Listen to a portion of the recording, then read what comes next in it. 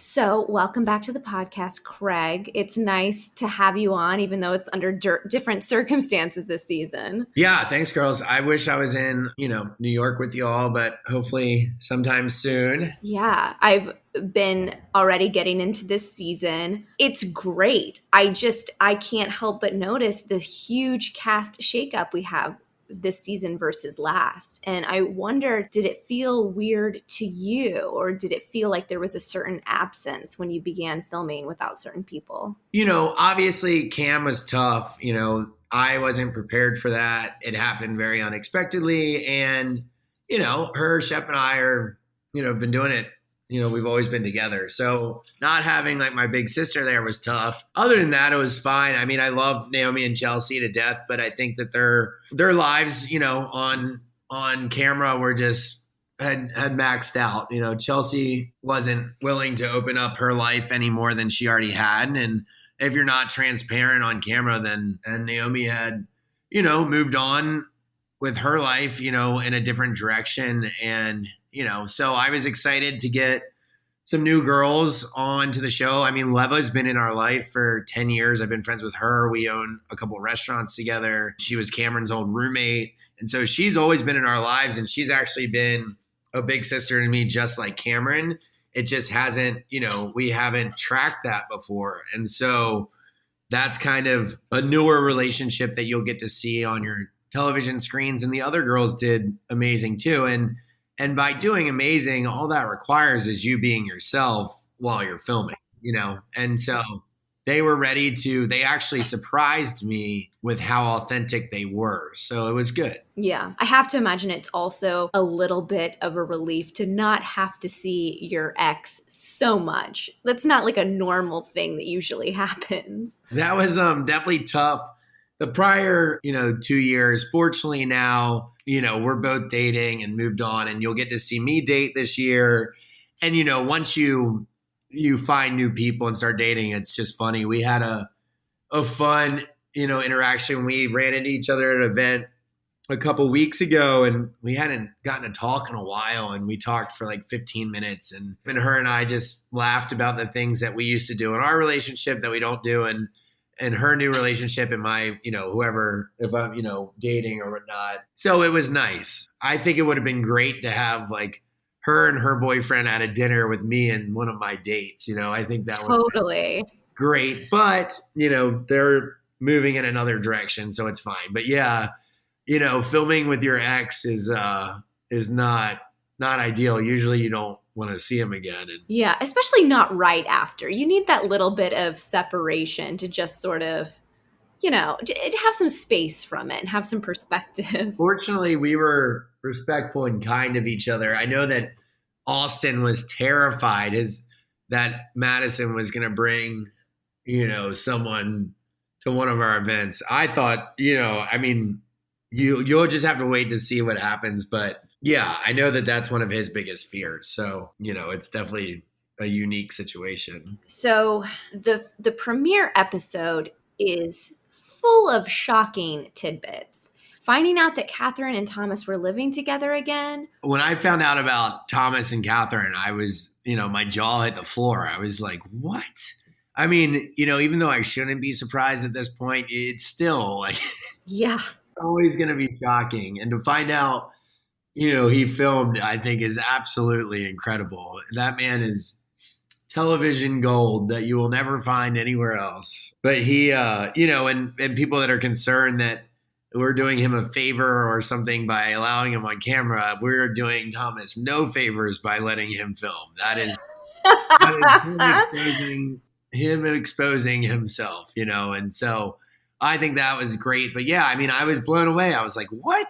I mean, especially after their bitter custody battle, and they just bled each other dry for a year. I mean, like thousands and thousands and thousands of dollars they both spent on legal fees. Oh, yeah. I mean, it's so bizarre. I mean, it really is the most bizarre situation. I think it was surprising as just a fan of the show because I really felt like Kathryn had moved on with all of the girls, and we saw them hanging out and being friendly. And it just, from her confessional, seems like she has held this resentment against Cameran. Did you get that sense from her? See, I had no idea, and I haven't seen the episode yet, and I'm interested to watch this season. I'm more interested than I've ever been to see what everyone else was kind of like doing. I mean, that would be news to me. I thought Kathryn had I thought she was in a better place. You can't, you can't let other people affect your actions, and you'll see the opposite of what to do with Austen a lot this year. Just because someone's acting a certain way doesn't mean you should act like them. You got to be the bigger person, and I don't think she was here, but. I still I don't have all the information, so I don't know how. I'm really excited for you to watch it now. You'll learn a lot. Okay, I wanted to ask about Shep and your relationship with him because, I think he's in this premiere episode sort of realizing that his actions have left maybe like a bad taste in some people's mouths, like even his friends, and then he's sort of working on himself to not prematurely become a grumpy old man is sort of how he put it. Do you feel like he's making good progress on that? Yeah, I mean, Taylor saved him and his therapist. I had cut Shep out of my life towards the end of last year. Towards the fall, actually in the fall, there was a Panthers game that we were both at, and I refused to see him. I wasn't answering his calls anymore. Austen was, because he didn't know how to handle it, but I was just like, and then we went out and saw him for 1 second or something.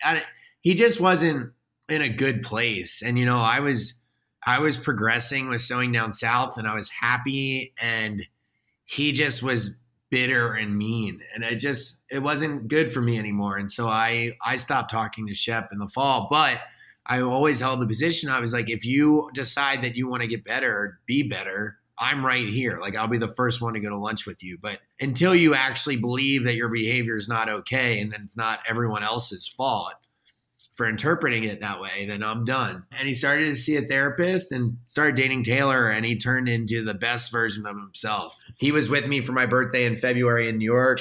This season will be really fun for viewers because it's one of the, we're just best friends. It's him and I are really, really close this year. I'm happy that, he's happy, that resentment's gone, and he's just kind of a happier version of himself, and he's kind and nice, and it's fun. And we laugh a lot. It's also so fun in this episode to see your relationship with Austen, and you guys seem like you're even closer than maybe you were last season. Did living together sort of help that? Because usually I feel like living together destroys friendships. I was on tour with the pillow parties last year in my house. I had this terrible water damage in my house, so I've been out of it. And so when I would be in town, I would stay with Austen. And, his relationship with Madison is perpetually on and off. And so he liked when I was here too. And it was great. It was like college roommates. And then you'll see this season, how it progresses and stuff. But it was really fun getting to do the beginning of quarantine with him and stuff like that. So yeah, it definitely brought us closer because, I was alone. I wasn't dating anyone, and he wasn't, dating anyone. So it was good to have each other. And the Austen Madison saga continues this season. Have you made peace with them as a couple, or are you still adamant they are not good together?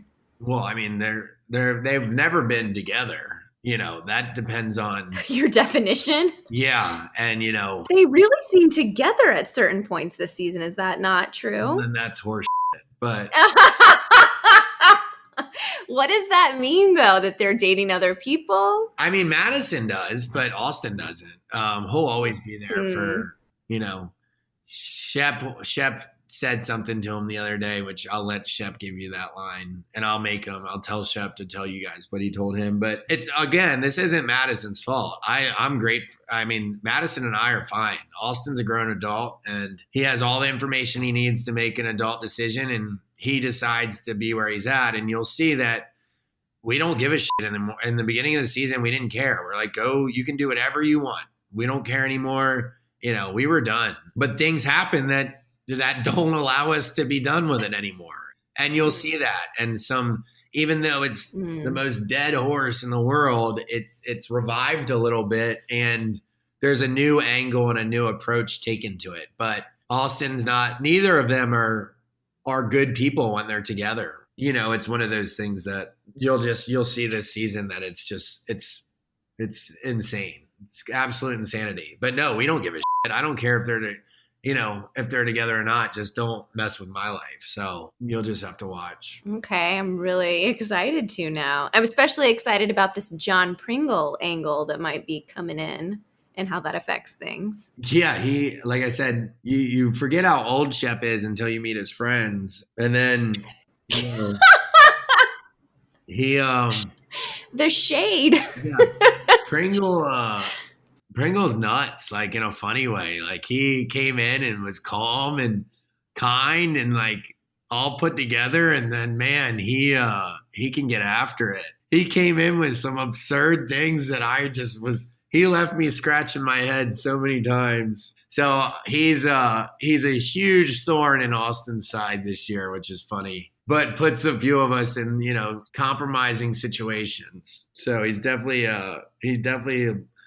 kind of like a bull in a china shop. I think one really interesting thing about this season is we're seeing in real time the sort of reactions from everyone to the pandemic and just sort of the rumblings of COVID, and things might get shut down, and then, oh my God, like it has happened and it's happening. I know that, there are moments where you're like, this isn't a thing. It's going to be fine. It's going to blow over. Do you remember having sort of an aha moment of like, oh shit, this is for real and it's serious and it's going to affect our lives? Yeah, I'm glad that, we were filming during it. I was bummed because, before you realized, the danger of it. I mean, the beginning of our season started out so well. I mean, we were on fire and shit was happening quickly. So it just came at a bad time. And then, I thought it was, I didn't think it was anything until we started to cancel parties and events. And then production went home. You were kind of like, like everything, the entire country shut down. I was confident in the beginning that everything was going to be fine because I was like, we'll just pick back up here in a few months. But then it was like, it just kept going on. And I was like, but yeah, I mean, there was definitely some ups and downs. The beginning was really fun because we just treated it as like a snow day or snow week in school. But then it started to be like, all right, guys, like what are we doing? Yeah. How long did production shut down before they sort of figured out how to do it safely? You'll have stuff like from us. Yeah. There'd be 3 parts to the, 3 different kind of themes of the season, but it was so difficult. But yeah, it was a while. And then as soon as we figured out how to film safely with COVID, the social landscape changed and the protest happened and we had to deal with that too. It was an insensitive to be filming. And I was like, let's just fucking cover everything. Let's not sugarcoat anything. Let's actually be transparent. And that's what we're here for. Like, let's not change our behavior, but like just just film us dealing with this like everyone else is. So it worked out, which was good, but it was a while. Was it hard for you and your relationship with Kathryn when all of the stuff, like you said, with the social landscape? Because, you see in the Super Teas sort of heat comes down on her. Yeah. I mean, I was surprised. I mean, I was bummed. It was different. It was, I hadn't had to deal with a friend really that, I don't know, it made me aware that you'll see everyone go through their own kind of journey this season. And for me, I just asked questions. A lot of people were like, you can't say that or you can't do that. And I was like, well, I'm not fucking racist. So as much as I'm not supposed to say that, I guess now I'm not. And so I'm trying to understand this whole thing. And what I learned was that there's a difference between like being racist and being like racially insensitive and not being anti-racist and all this other stuff. And Leva and I talked a lot about it. But yeah, the racially insensitive thing is something that I focused on. I don't know where the show will go this season with it all, but that was how I was able to connect to it. Cause I was like, I can't relate to racism part of it. And I don't hang out with people that are racist. And people, would be like, well, Kathryn did this. And I'm like, well, I know in my heart that she's not racist. Like she doesn't hate people or treat them differently because of their color. But then I'm faced with this demonstration, this behavior that would say otherwise. And yeah, so I did have to go through some some analysis of like, I know you're not racist, but why did you send a racist thing to a person of color,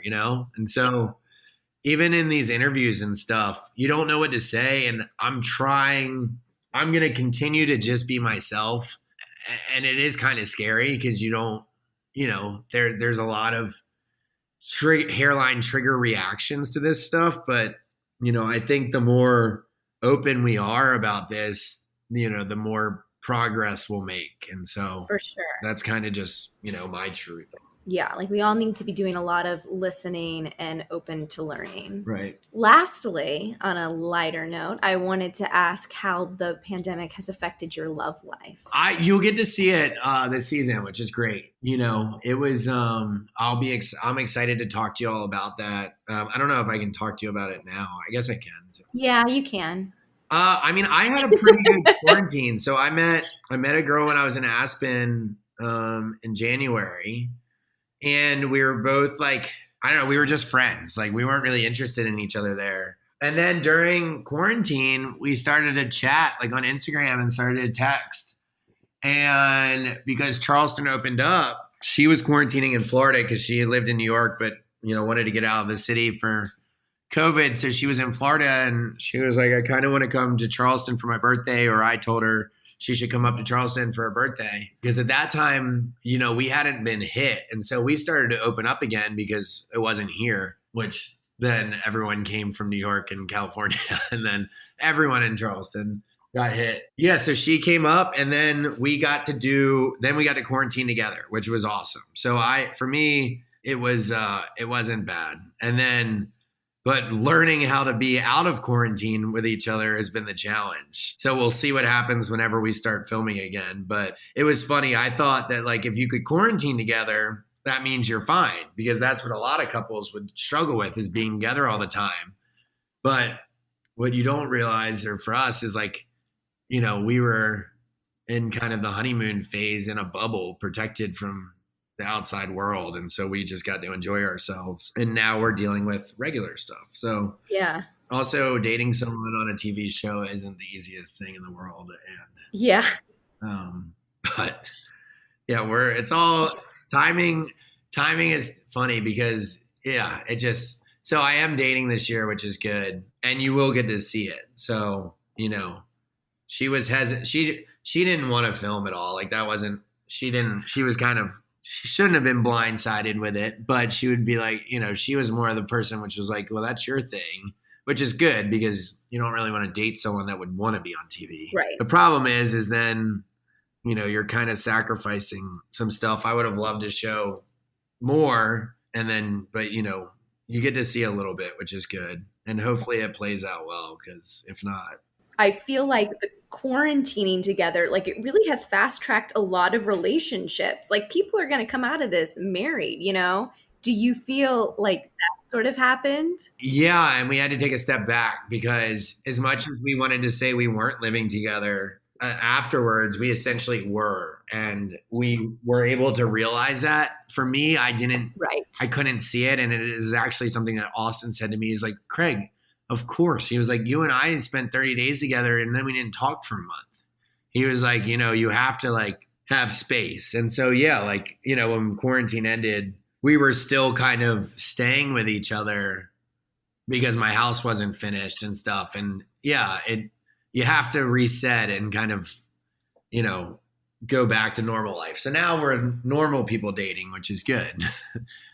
And it's fun. But yeah, it did start to put a lot of pressure on things towards the end of it, because we were only been dating for 3 months and we're spending, every day together, and it definitely accelerates stuff. Absolutely. Well, I'm so excited to see how everything kind of unfolds this season, and I appreciate you talking to me about it. And I'm just so excited to see everything happen. Of course. No, this was great, and I'm excited to talk to y'all throughout the year. I'm glad we were able to get this season done. So, Well, thank you so much. all right, see you girls.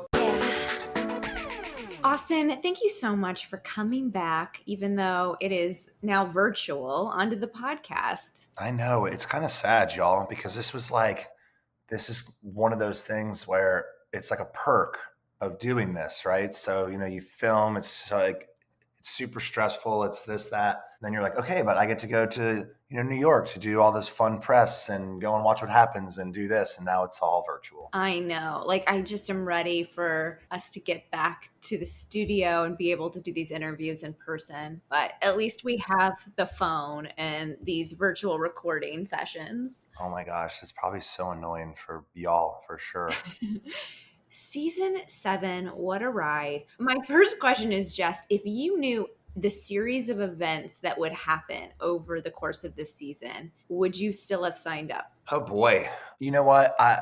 I think yes, because I think that with the people that are on the show still and the people that joined the show, there's a level of like, all right, well, like we are determined and we know that this show is good and can work, without, any one person that someone might miss. So I think that everyone was like ready to rock and roll, and, things that just kind of happen, you have to just roll with. And like, I look back on lots of things in my life and I'm like, you know what? But like that had to happen for me to be here. So I think that it all happens for a reason, as cliche and dumb as that sounds. Yeah, I always wonder, I mean, from your perspective, because you're going through it in terms of relationship ups and down with Madison, but fans clearly had such a reaction last season and love watching you two. Because whether you're fighting or you're loving, like, you two, there's something about you that's very entertaining to watch. Are you able to sit back and watch back episodes and see that value in it? Yeah, that's interesting that you say that, because there's definitely, two sides to everything. I'm sure that there are people out there that are like, oh my gosh, Austen and Madison again. And trust me when I tell you that Madison and I sometimes feel that way, but we are just like attracted to each other and like we try to, repel each other. And, the longest that we go without talking is like, 48 hours. It's just crazy. And so there is some like crazy love there. And I guess to answer your question, it's like tough for me to go back and kind of watch things between Madison. Like I've watched things, like this past episode where it was like my beer party and she was helping me and, being supportive and this and that. And like, I love to see that. And I hope that people like to see that too, because that's like a genuine, love and like affection. And like, I look at her and I'm like, you are the best. So I hope that other people think that too. Totally. Craig was my first Southern Charm interview this season. And when I was asking him about you and Madison, he said, well, I don't think this season that Austen and Madison are ever really together. And I was like, what? Because you guys seem very together. Oh, yeah. Craig is wrong. Craig has it in his head that he knows what he's talking about at all times. And 9 times out of 10, he is just so wrong. And he knows that Madison and I were together and we made a very, concerted effort. And we were like, look, we are together. There is no more like, well, maybe there's no like, wishy-washy, like, no one's going to get between us, and last year it was Shep and this year it's Craig. Like Craig can't keep his nose out of it. And it's so funny, clearly y'all asked him a question. So Craig is answering that question, but I never ask Craig for like advice. And Craig just kind of loves to give me his unsolicited like advice. And to me, it's completely unfair and unwarranted. And, it's like, look, if you want to be, like unhappy and like, cry about Naomie every day of your life, then go on and do that. But like, leave me and Madison alone. And he just can't. Well, we know we're going to see Craig get into a relationship of his own. Do you get just as involved in his relationship? Well, let's say that I've already been involved in Craig's relationship, so I don't even have to try to be involved. What does that mean? Are you saying you hooked up with her? It means that I know Craig's, girlfriend. My God, you guys are crazy. I mean, Yeah. I love it. I love the incestuous nature. It's just as much of a shock to me as it is to you. Wow. Did you have any ill feelings then that he started dating her? I mean, at first it was kind of like, I mean, we're not even there yet, so it's tough to talk about it, and like I hate talking about it. But you know what, Craig does, and he interjects himself into mine as much as possible, and I really don't want to interject myself into his because I do not care. But at first, yeah, I was like, "What are you doing, Craig? This is a girl that lives in New York, like thought was not going to cross paths, and then she comes down here, and what do? You latch onto her like Craig Conover does. He finds someone and he's like, you cannot leave my side for the next foreseeable future. And that's what he does. And I was like, dude, now you're making this so difficult. Now I have to tell Madison. And now this just like creates such a rift and hey. And so, at first it was just like exasperated. And it wasn't like about her, it wasn't that I didn't like her. It was like, Craig, wake up. What are you doing? Yeah. Wow. I know. I mean, geez. Talk about frustration. I was like, Craig, what are you doing? Okay. And so he's able to talk about me and Madison, things that, we were never dating. I'm not sure if they've been dating at all during their entire tenure. Okay. I'm going to investigate further, but I appreciate this information.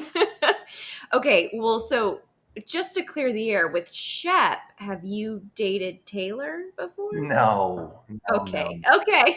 Just have to check None now. of us have dated Taylor. Do you think she is the one to change Shep for the better? Well, I don't think that there is any changing Shep, and I think that that's kind of where her value lies, because I feel like every single year, and maybe with you and, with other outlets and, publications, or people are like, do you think that Shep will ever settle down? And my answer has always been no, because Shep is set in his ways and Shep wants to do what Shep wants to do when Shep wants to do it, Mm-hmm.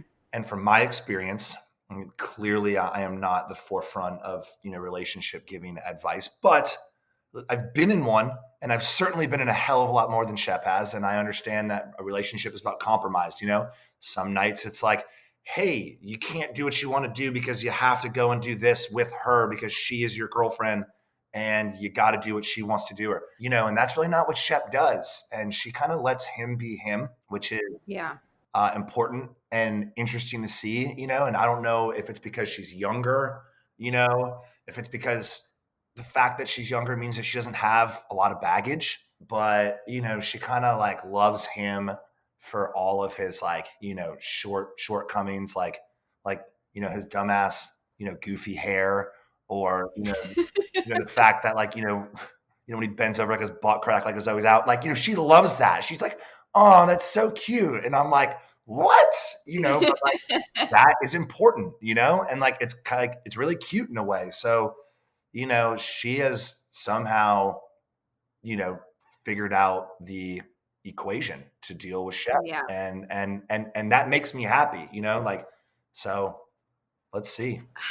The meddling in your relationship is interesting because I feel like there's a news source this season and it's Patricia. Yeah.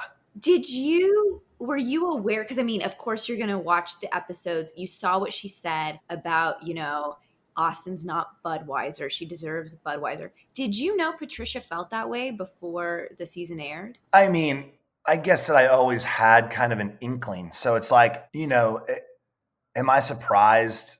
No.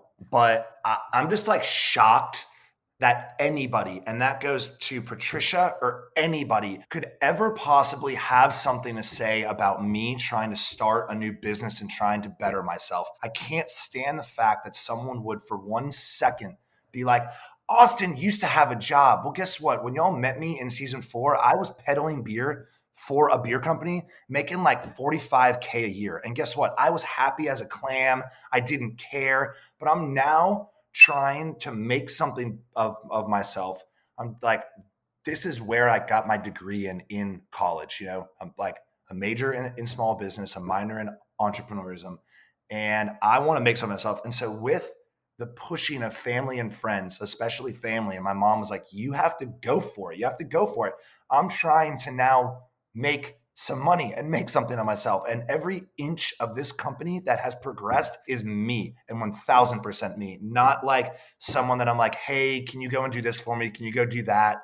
I mean, everything that has happened is from me. So to not have to have the support seemingly of all of the cast that came to my party, and then to see that that's what Patricia has to say about me is like absolutely like it's not shocking, because isn't that like her like whole moniker? It's all about the money, honey. And it's like, do you want Madison to be on her fourth marriage like you, or like do you want her to find happiness with somebody? How is the business doing? I mean, Corona definitely put a pin in things. I mean, things were running well, and I was like, oh my gosh, finally I'm to this point where now I'm making beer and I'm kegging it, and then it's coming to Charleston and these businesses are buying it. And then I always was like, I'm going to make cans.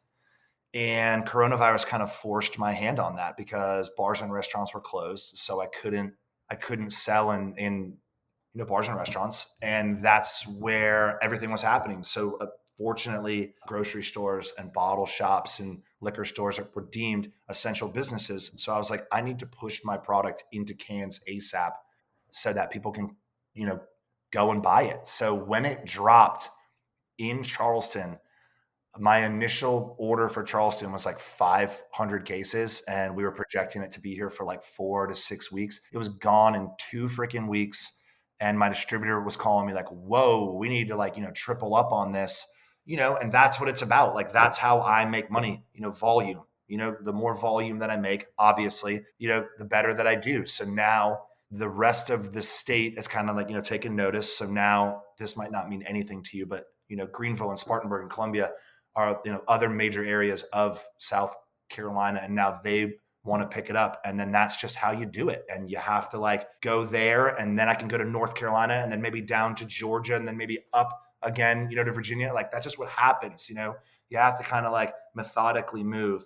And since I can't ship my beer out of state, that is a major problem, right? So if, Linda from Iowa, wants it, which is funny because I just read that, this morning, if she wants it, then I can't send it to her. And that is obviously that pains me, because people that watch the show are like, oh my God, I want it here and I want it there. And unfortunately I can't ship it, so I just have to move in kind of this organic way. And what I can say is that it is moving in a fantastic direction, and I'm very excited for what the future holds. That's amazing. And I think that speaks a lot to you too, because there was this major hiccup and you could have closed up, or you could have, but you're rolling with the punches. And I think that's great. I mean, yeah, there was a major hiccup.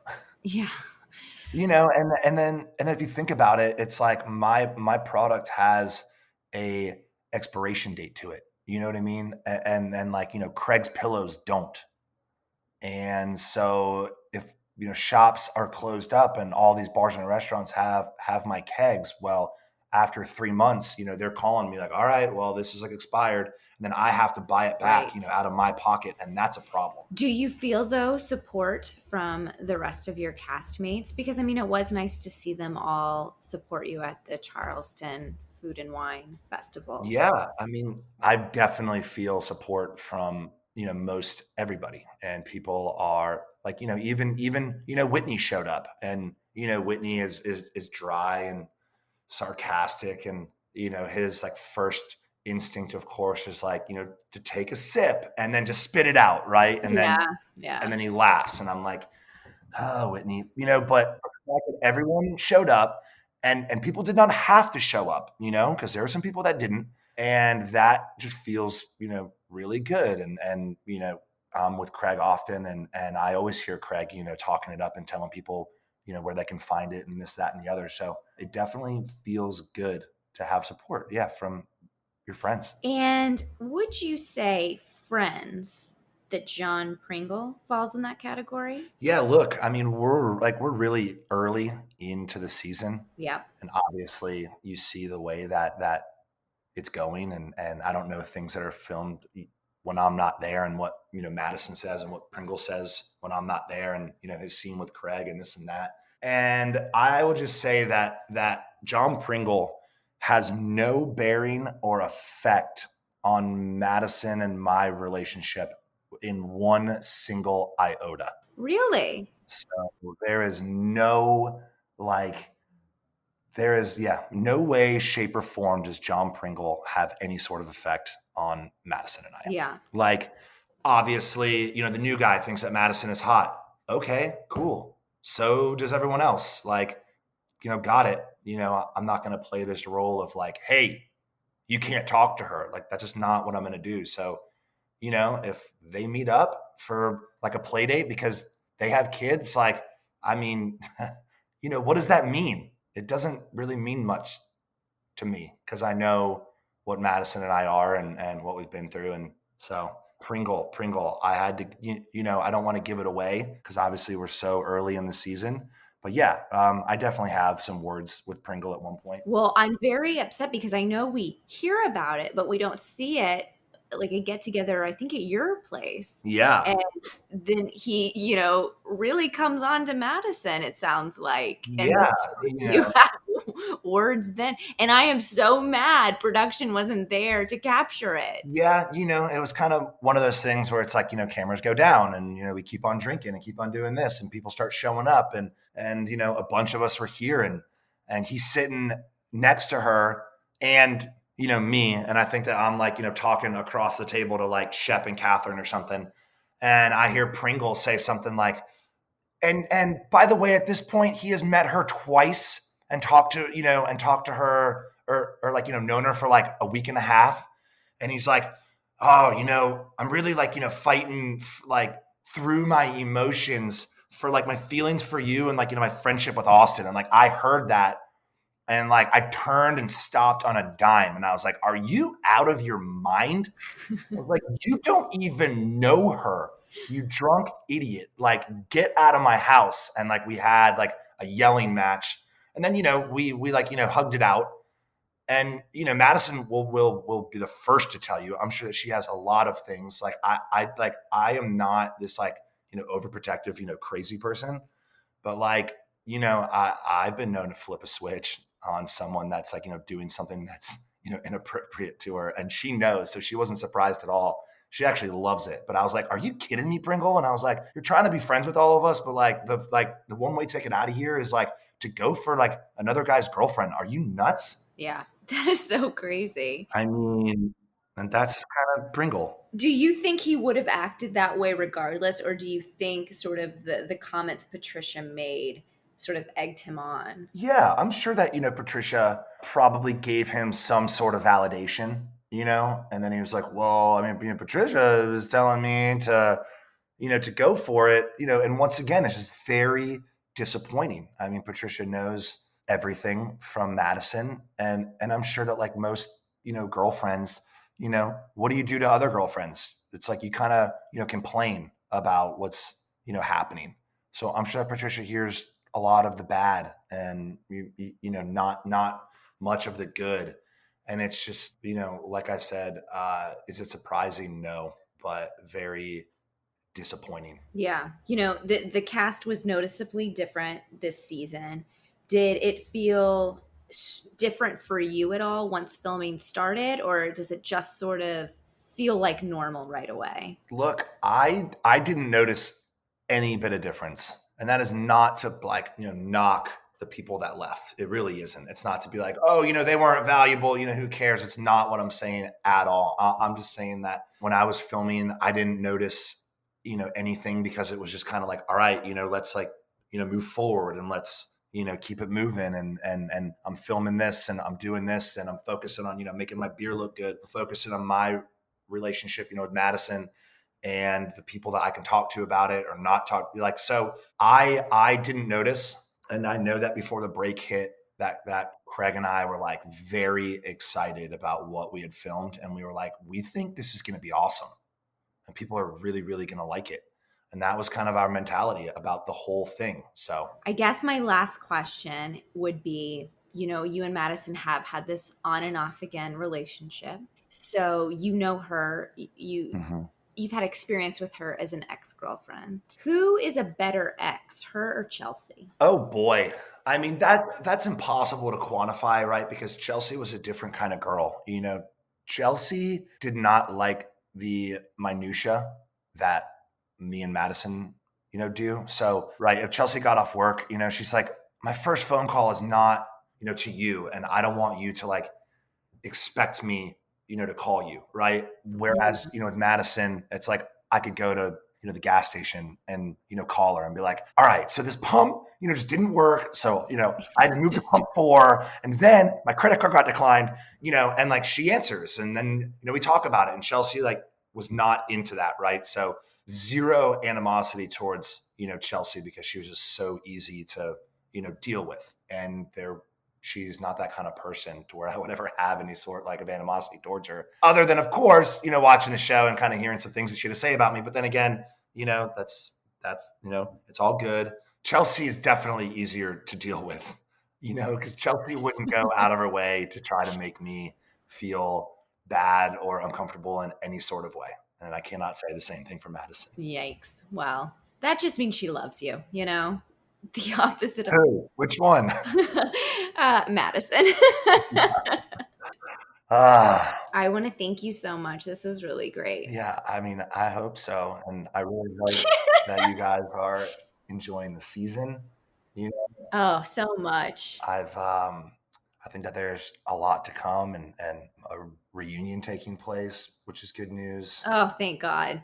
We need it. Like a special little thing at the end of that too. So like there's some things, and I think that I just hope that people respond to it and give it a chance. Absolutely. Thank you so much. Yeah, thank y'all. Okay, guys, we are here with a brand new Southern Charm cast member, Leva Bonaparte. How are you? Good. How are you? Thank you for having me. Of course. Thank you for coming on the show. I'm so excited to talk to you. I'm so thrilled that Southern Charm is back. I know this season is going to be so different than what we've seen in the past, but I want the listeners to get to know you a little bit. So you've known Cameran for a very long time, correct? Correct. How did you guys meet? It's actually a hilarious story. It was like over a decade ago. I was looking for a roommate, and so I put ad up on Craigslist, and Cam showed up at my door. Oh my God. So instead of a Craigslist killer, it was little Cam. And literally in that moment, we were like, oh my God, I love your hair. I love your this. Oh, you're so funny. Like we were like, friendly soulmates. So that started there. And she moved in with me, and she lived with me on and off for so many years. Okay. And you said this was like 10 years ago. Yeah. Like, so we are old school. This is like before she met Jason, all that good stuff. So. Well, and I guess also before she was on the show. So did Cam ever try to get you on? Was she ever like, look, I'm on the show. Don't you want to come join? Yeah, I mean, I did film a few times, over the 7 years, just here and there. That obviously wasn't my wheelhouse or anything. I was really, I was building stuff with my then boyfriend and now husband, in a different side of business. So it was never really my thing. Yeah, I mean, I was naturally always there because I, back then we were like inseparable. So I filmed here and there, but it freaked me out a little bit back then. I was just like, oh, what is this? This is crazy.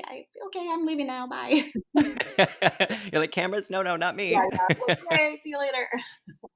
What did she like share anything with you about the filming process? Was she ever sort of like, oh my God, like, I can't believe this happened. What was that being friends with her? What was that like knowing that she was sort of a part of this huge reality TV show experience? Well, to be really honest, we didn't really talk about filming. Filming was never, when we saw each other, it was like about life and boyfriends and marriage and engagement. And like, it was just the old stuff. I mean, obviously it was like, oh, are you going to do, Southern Charm this year? Or how's that going? And it was like, yeah, we talk about surface stuff, but I really wasn't, it's like being a doctor and coming home and not wanting to download on somebody that doesn't get it, So I was in the I didn't get it friend, and I kind of didn't care, to be honest. Like it wasn't really our thing. I think she would have talked to her castmates more, like maybe Chelsea more and them, but we didn't talk too much about it. It was just me and Cam, and our friends, and our stuff. So when you finally decided to do the show, what was it that made you kind of make the switch? So in recent years, of course, opening the restaurants and the clubs and stuff, they would always be filming in our venues. And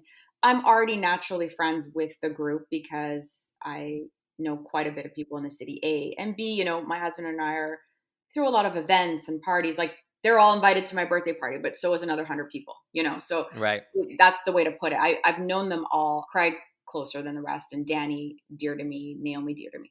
So I think it just was organic because I was already there at a lot of events and things that they were doing. And then also, I think it was the point in my life. I had struggled getting pregnant for so many years. We were building businesses for so many years, and I just couldn't afford any time outside for anything else, even, extra friend time. I was so hyper focused on what I was building inside my own family and my own life. So I think this year I was just like, Mm-hmm. let's do it. Let's go from a place of, yes, this isn't necessarily like Right. my comfort zone, but I'm going to grow and I'm already there. And, I don't need to like go hide around a curtain when they're filming. So let's just do this, Yeah, that's a good Yeah. attitude. Well, please talk to me at the end of the season. But Right, exactly. Yeah, we'll regroup later on. Well, I find it interesting that you have been, so vocal about the lack of diversity in Charleston and talking about people's reactions to you and your relationship. So, talk a little bit about your experience living in the Deep South. I mean, it's definitely, I remember when I first moved here, because I'm from way up north 20 years ago, I said to my friends, I said, going to other parts of America, you need like a passport to come to this part of America. It's really different. It's like its own little thing. So yeah, it was weird. I didn't know where I fit. There wasn't a lot of people that looked like me back then. It's definitely, Charleston is changing a lot and it's changing fast. I definitely think there's a lot of the old South that doesn't want it to change and they like their old ways. Yeah. And, there wasn't a lot of people would stare at me and my husband because we were a biracial couple. It was, people would stare at us in restaurants. People would stare at us walking down the street. But now it's, it's so much more common. But, back then, even 10 years ago, or whatever it was when we met, I wish I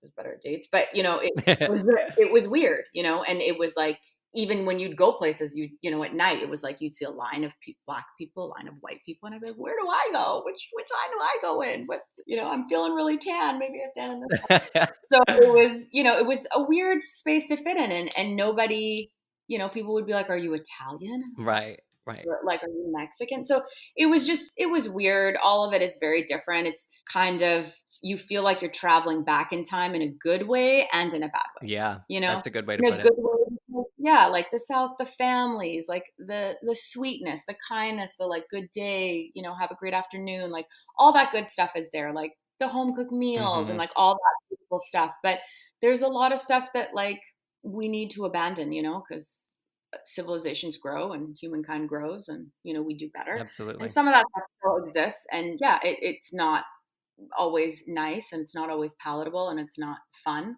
I also think it exists all places, but I think, it's maybe a little bit louder and prouder. Yeah, no, absolutely. Well, I mean, thinking of Charleston alone, do you think the mentality is starting to shift with recent, conversations around race that have been happening in recent months? And we know that the Calhoun Monument came down. So have you seen just in this year alone changes in Charleston? Yes, 100%.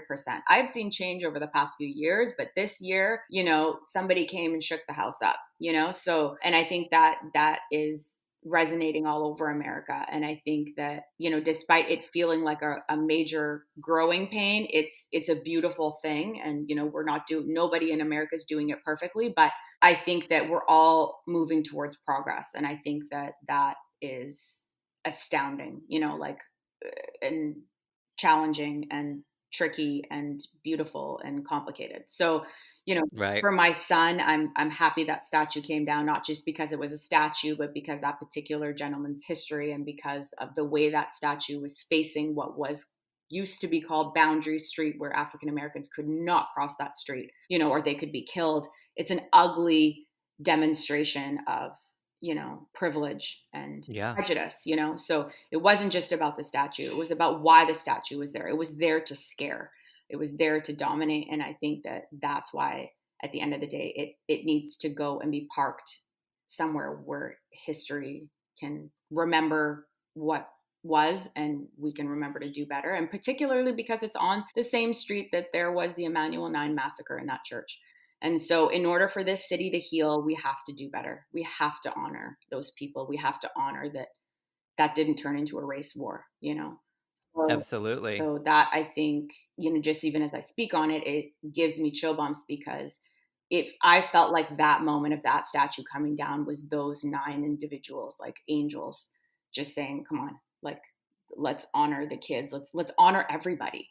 You know, it's not just Wow. about Black people. It's about all of us. It's our community. Yeah, I think that's the big key there, right? It's not just about Black people, or it is bigger picture. We have to think of it as us all uniting around a cause. Right. It's about everybody. Like, you know, it's the same as like if somebody has a wound, let's take them to the hospital. Let's heal the wound. Let's give them whatever they need. And it's not necessarily about them. It's just being a human. You know, like, I want you to heal. I'm not going to leave you here. I'm not going to put salt on this wound. I'm going to be here with you. I'm going to hold your hand. And so I think that when we, you know, sweep these atrocities under the rug and we don't address how we are continuing to hurt a group of people, it's not humane anymore. And so I think that as a community, white people, Black people, mixed people, brown people, like all of it, you know, I'm proud of Charleston for doing that. I think we're doing better, you know. So. That's great. Yeah. And I know we're going to see that play out a lot more, you know, over the course of this season as well. So I'm looking forward to seeing those conversations, as difficult as they may be. Like you said, they are still beautiful and they are important. So I know we'll see a lot of that. Well, I also want to talk about kind of the flip side of Charleston, and that is the fun nightlife dating scene that you are a part of and all of these cast members are a part of. So let's talk about the dating scene. You said you and Lamar met at a bar. You know, the guys called Charleston a bachelor's paradise. So do you have any advice for like single folks who are living there? Like, how do you get out and meet somebody in Charleston? I mean, Charleston is so, I am well-traveled. I love Charleston. It is alive and well on a Tuesday night. It is alive and well on a Sunday. Like, people are out and people are so friendly, you know, and that's what I love about Charleston. Like, you could just sit at a table of people you don't know and people are like, hey, y'all, how are you? Where are you from? Yeah. You know, they're so easy, you know? So I definitely think that if you're a girl and you're in the South, or you're a guy, I mean, dating, it just get to know people. It's easy to do that. But I mean, hold your ground. I mean, these boys got everything at their fingertips, you know? I definitely wrangled my husband by keeping him a bay, you know. Oh, you are not sealing this deal tonight, not tomorrow, not the next day, you know. So I mean, I think, I don't know, I tricked him. So well, it worked. Yeah. Now he knows it's cheaper to keep me than to leave me. So well, and Republic alone is a huge part of, I feel like, not only Charleston, but Southern charm history, because we learn Kathryn and Thomas met there, and you even witnessed the two of them meeting, right? Yeah, I mean, a lot has gone down in the Republic, like, you know, in those walls, there's a lot that's gone down. All of Craig's dating history, and when he first met Naomie and the other girls and Shep and different girls and Austen and Madison and the fight, like, it's all there, you know? So that's why I laugh. It's like, I've been watching the real season my whole life, you know? That's true. Like, Madison, do you need a cab? Kathryn, are you okay? Like, you know, so I've witnessed it really all. I mean, the first night they were out, I remember when I met Kathryn, she was so sweet and really green and really naive. And, you know, and we had all been at Patricia's, and they all decided to go out later. And I was, you know, kind of feeling like going home. They were all coming to Republic. So I was taking them to set them up and make sure everything was good. So, you know, that was the first night. I remember she had a silent bodyguard watching her, you know, that was just Mama Bear and me, like, just normal. Yeah, that's who I am. It's just who you are, right? Be careful. Other than what we've already seen go down, what are some of the wildest things that have happened at Republic that we haven't seen? Oh, Eric, I mean, I need to write a book. I mean, you mean just this year, or you mean in life? Everything. I'd say like in life, like not even with our cast, but like Just one of the wildest things you've ever The seen go down. wildest things might have been one girl running around the bar, like holding her Chanel purse while the police chases her and she keeps ducking in and out of the bar. Like it was literally like a cartoon, screaming through the bar, like, you can't catch me, you can't catch me. And all of us just laughing, like, what is happening? This is after hours. There is I literally wish sometimes I would tape stuff because everything goes down in that place. I think you should start writing these things down. There is a book here. I was like, I need to do a book of, just the craziness, of things that happen, the egos, the tripping out at the front, the tripping out inside, the red, people wanting like their own bodyguards. I think there was a few times where Kathryn wanted like her own security, and I was like, well, it doesn't really work that way. All kinds of stuff, just craziness. I think, God, how many times did I have pep talks with Craig at the front telling him, no, not that girl. We don't let her go home. I mean, it kind of sounds like we have a, Vanderpump Rules spin-off potential here. Yeah, I mean, there's a lot. And that's not even going, my staff is just, they're just a bunch of kiddos. Like, they're nuts. I love them, but they're nuts. Yeah, there's a lot. And of course, there's not just Republic, there's 3 other places down the street. So the staff going through 4 different restaurants on one block, and then going back and forth. It's a lot. I mean, we don't need drama because it's there all the time. So right, cameras are not. Exactly. Well, I want to talk about your Persian party because it was epic. So incredible that you pulled all of that together. You cooked all of that, the decorations, everything looked so amazing. How did it feel to share your family's history and your culture with all of the ladies? It felt outside of my comfort zone. I don't typically sort of like I felt vulnerable. I felt like that was really, despite not really having any grievance with the group, it was kind of like me just serving my vulnerable side on a platter and being like, have at it. It wasn't, again, like I said, I'm using all of this as a way to be better, I guess. And don't get me wrong, I've made 100 mistakes all year in life, but I just was like, you know what, let me really say like my true vulnerable feelings, even though this is a party. It felt a little awkward, a little weird, but the way it was received, I was shocked. I was shocked that people were, the girls were really kind of sweet and understanding and were doing everything to try to relate, which I didn't expect, which I thought was really kind, and I was pleasantly surprised, and I'm happy because I probably would never open up like that again if the reaction was horrible, but right. It was cool. And, and I think Madison Simon popped up and she had some experiences, and, it was like a nice way for us to really get real, and it was sweet. It was sweet. I kind of cherished that night. It was a nice night for us all, I think. Yeah. Well, Kathryn drops a bomb at this dinner party. What was your reaction when she revealed Thomas was having a child with another woman? I mean, if I was standing, I would have fallen over. It was, she just said it so casually. Like, right. So guys, and it wasn't even like she walked in and was distressed. This was like hours into our dinner. And she was like, so I have, you're thinking she's going to talk about, hey, I bought a new car, or I got this great pair of shoes, but it was like, oh, Tom, my jaw, I think I was gobsmacked. But then I was like, this is what it is. I mean, I don't know how Kathryn does it.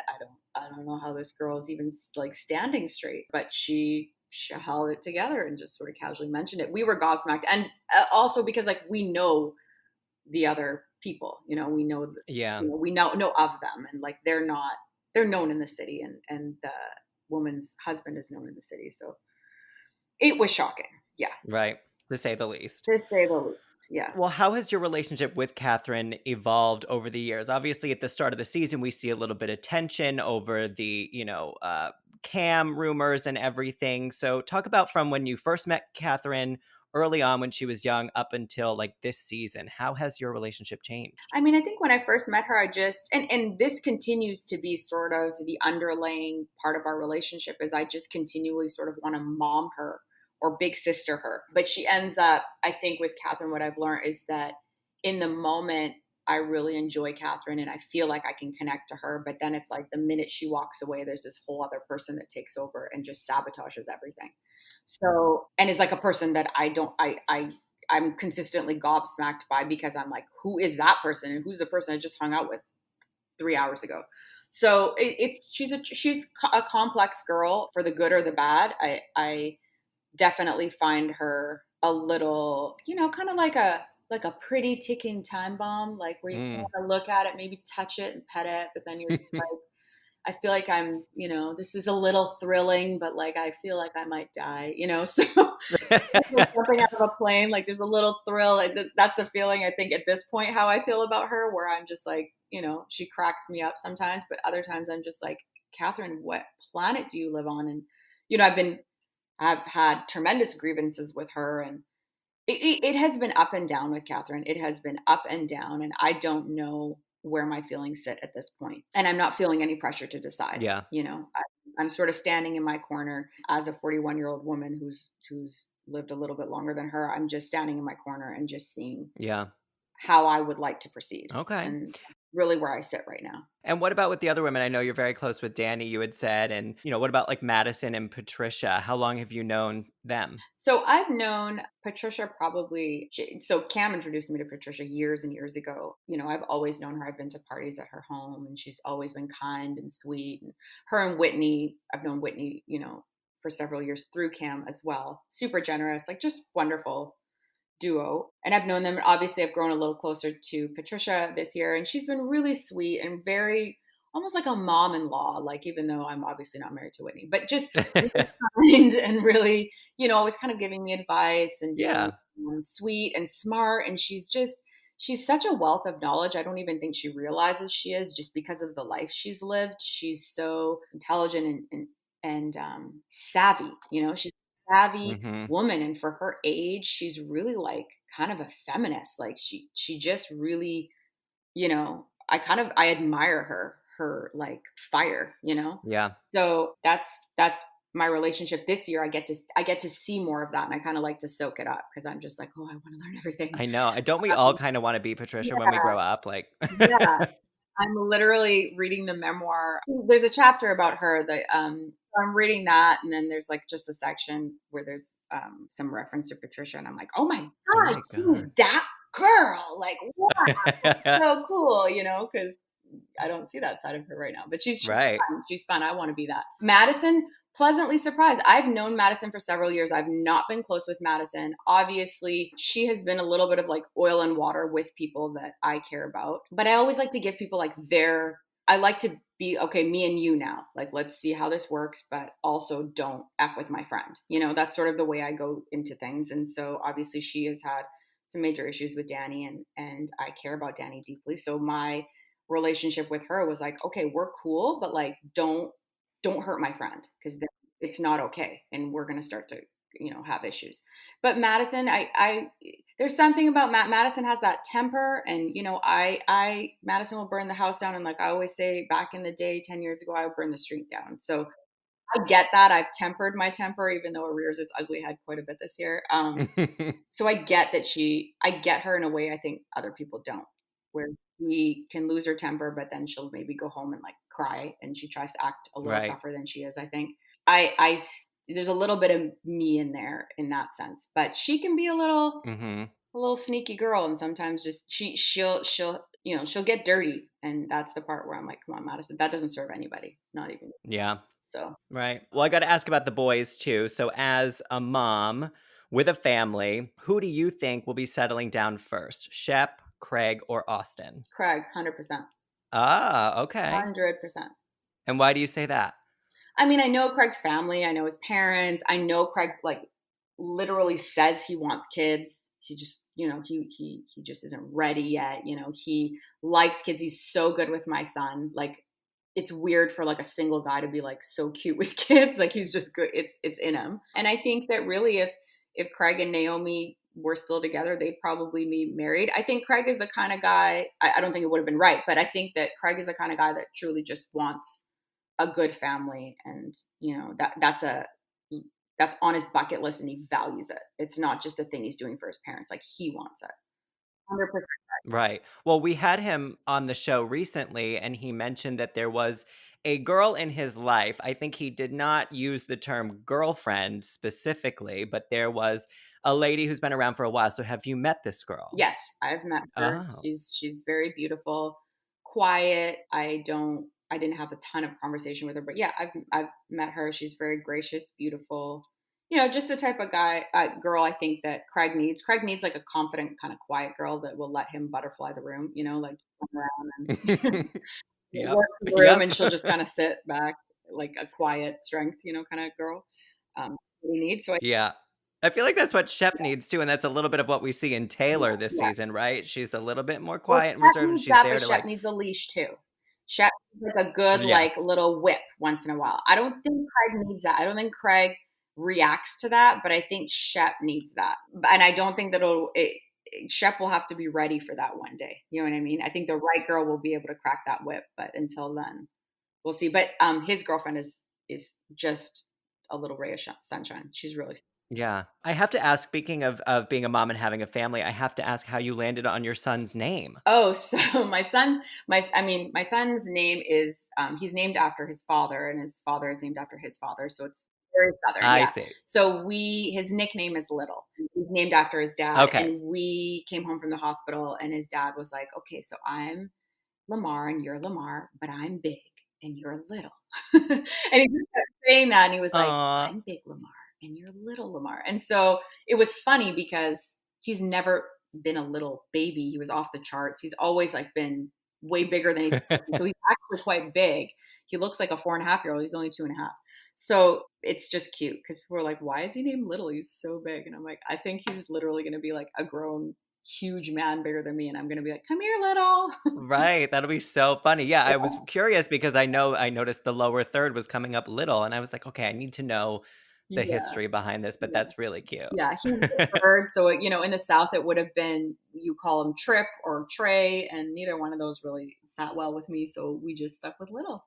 Yeah, I love it. Yeah. Well, coming up on the show, I know we're going to see you guys face the pandemic and everything. So, talk a little bit about how it has affected your businesses, because obviously hospitality was one of the biggest industries hit during this whole thing last year. I mean, we were all massacred in the city. I mean, this city is a hospitality city, so it was like death was in the air, and it's still like that in the city. So many things have shut down. We're so lucky that we were able to sort of ride the wave.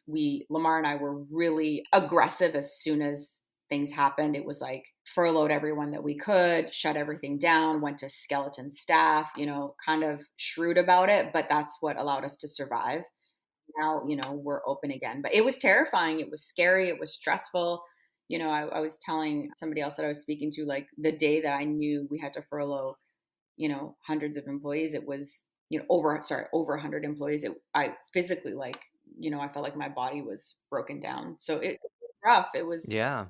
our staff's like family, so it was really hard. And then we didn't know, like, it was like just being in a black hole. Like, when's the end, and is there an end in sight? Like, what do we do? So it was a very hard year, to say the least. Yeah. And have you seen things come back a little bit? Have you started doing a little bit more of the takeout outdoor dining? Have you seen the business rebound a bit? So in Charleston, they have actually they've opened all the restaurants and things back up. And originally it was, it's only till 11 p.m., but they originally was half capacity, which was survival mode, and now we're back to full capacity. So our biggest thing at this point is we're only open till 11. So we're not thriving, but, we're surviving well, and, hoping that the biggest thing for us is just sanitization and making sure that we're respecting the guidelines so that, we don't have an outbreak, which luckily we haven't. And we just are able to continue doing business in a super sanitary, science respecting environment, so to Right. speak. Yeah, no, So absolutely. things are coming back. We're doing okay. We're doing good, but it's not where we want to be. But Right. that's okay right now. Yeah. Last question is, so There are a lot of entrepreneurs and business owners on the show. As an entrepreneur yourself, what is the best business advice you've ever received? I think the best business advice and the best life advice would be Oprah's quote that you can just say, you can have it all, you just can't have it all at once. You know? So I think that that's the best quote. Like if you're building a business, you may not be able to have everything else right now. You may not be able to have the fancy car and the big house and all that stuff, but you can have it all. You can't have it all at once. So just sit with that and do what you got to do. Right. You know? That's so good. That's so good. I Yeah. love that. I'm taking that with me. I mean, Oprah, come on. I mean, let's all be Yeah. a little bit more like Oprah. Put that on the mirror in the morning. It reminds me when I make sacrifices. Right, exactly. Well, Leva, thank you so much for taking the time to chat with me today. This was great. I'm so excited you are on the show. And, you know, next time I come down to Charleston, I'm going to come to Republic and I want to have a good time.